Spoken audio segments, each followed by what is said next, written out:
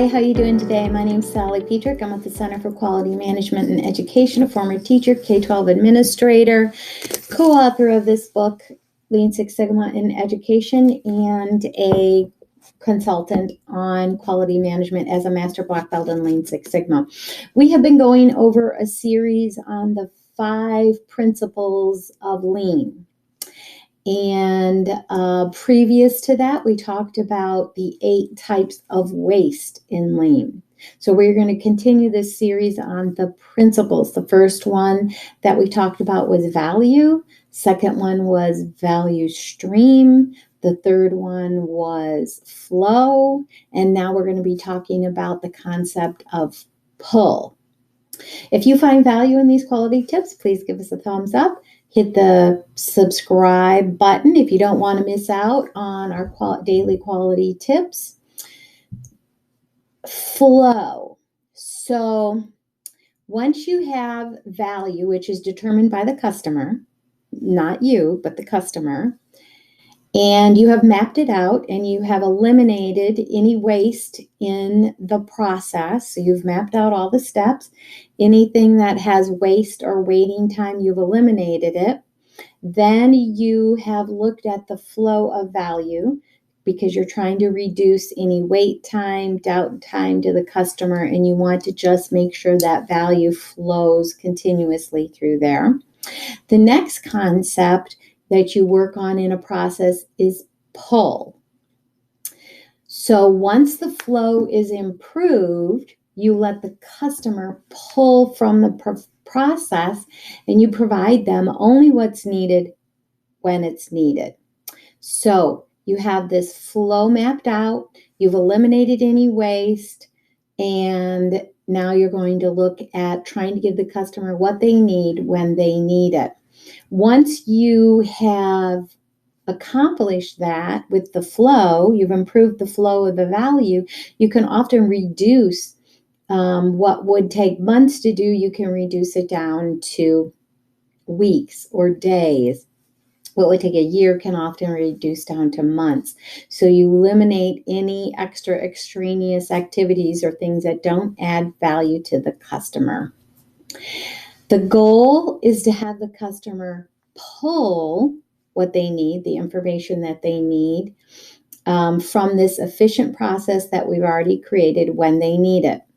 Let's look at this. Typically in education, we teach by pushing the information out there.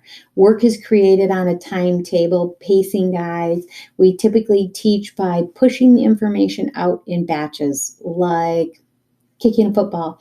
You kick a football down a little farther, you kick it down a little farther, down a little farther until you get a touchdown at the end of the year.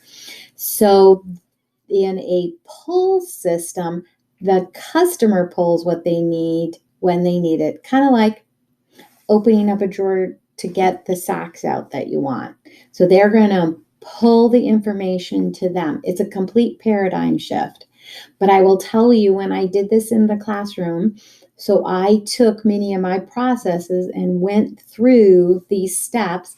I looked at the value to the customer's point of view. I did surveys. I then did a value stream map.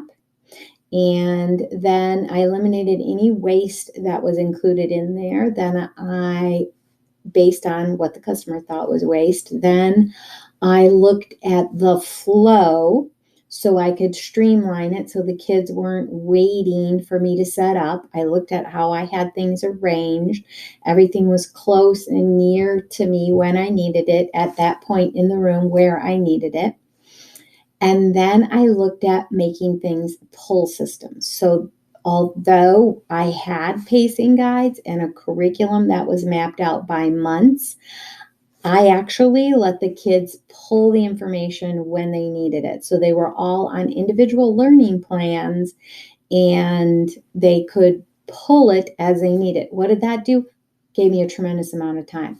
I leveraged technology in the classroom, which we have tons of technology that can help with this now. And that gave me time to work with the kids that needed that extra time.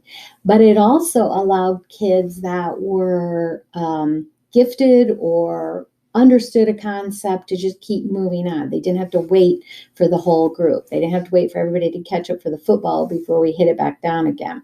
They just kept kicking the football because and I know that everybody is created different. Some people are good at math, others are good at reading. Some people will get one concept in math and another one they'll struggle with.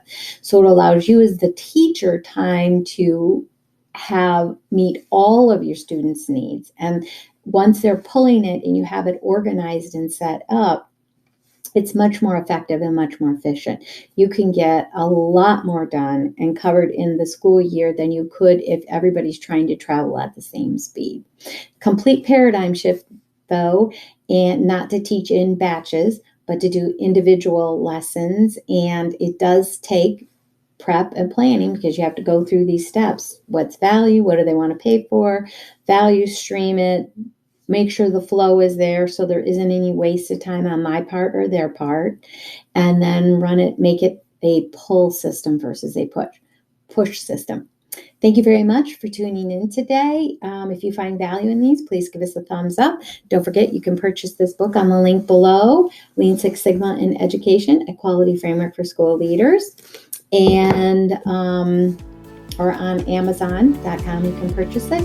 And please give us a subscribe if you don't want to miss out on our daily quality tips. Thanks again. Have a great day.